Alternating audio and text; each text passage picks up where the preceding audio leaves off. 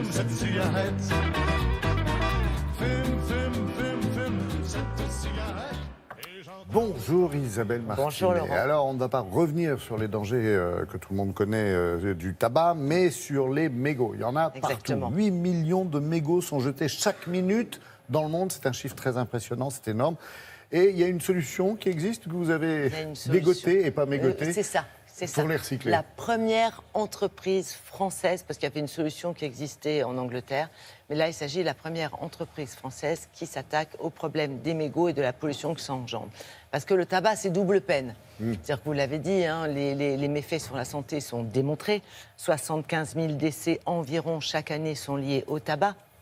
On a des campagnes, d'ailleurs, préventives de la part du gouvernement de façon régulière pour inciter à arrêter de fumer. On a un prix du tabac qui augmente régulièrement. Malgré ça, il y a quand même en France à peu près 16 millions de fumeurs. Donc ça fait des millions, voire des milliards de mégots. Et la deuxième peine, c'est que ce mégot, contrairement à ce qu'on peut penser, il pollue l'environnement. Parce qu'il est issu de matière plastique, donc il ne se désagrège pas comme du coton. Et ensuite, il contient évidemment toutes les substances toxiques. Il faut savoir qu'un seul mégot peut polluer 500 litres d'eau. Donc, bienvenue à cette entreprise. Comment collectent-ils les mégots? Comment sont-ils dépollués? Comment sont-ils recyclés? Et surtout, pour en faire quoi? Nous nous sommes rendus sur place, c'est à Brest. Le mégot de cigarette est un tout petit déchet qui pollue énormément l'eau ainsi que les sols. Pourquoi? Parce que le mégot se dilue systématiquement avec l'eau.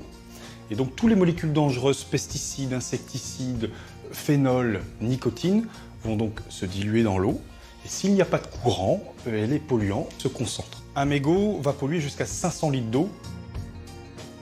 Nous réceptionnons en moyenne entre 20 et 30 000 mégots par jour, ce qui représente à peu près 15 kg de mégots de cigarette, un demi-mètre cube en moyenne. Les mégots transitent sur notre site, un site avec des normes de sécurité très strictes.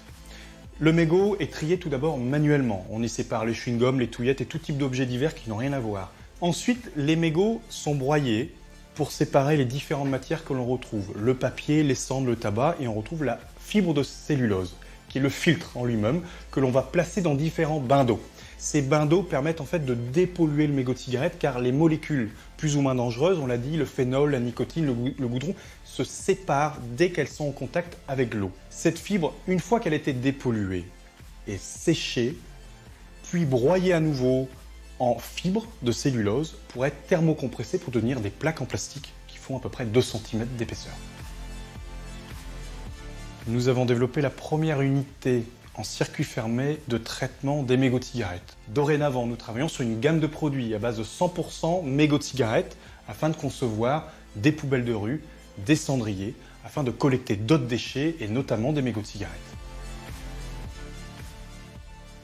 Le fumeur jette quasiment systématiquement son mégot de cigarette par terre. On est parti du principe suivant, lorsqu'il apprend que son mégot, on peut lui redonner une seconde vie, il va faire l'effort d'aller jusqu'au cendrier et de se dire, voilà, au moins, mon mégot de cigarette a permis de faire quelque chose. Oui, alors il y a bien le système d'amende, mais apparemment ça suffit pas. Il faudrait un peu de propreté quand même, même si vous continuez de fumer.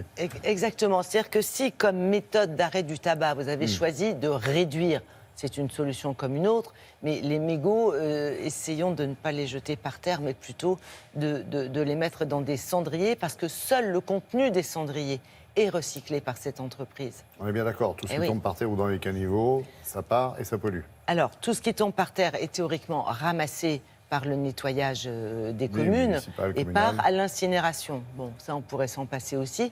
Et ce qui tombe dans le caniveau n'est pas récupérable. Donc là, je rappelle, un mégot pollue 500 litres d'eau. Donc ce sont des frais énormes après.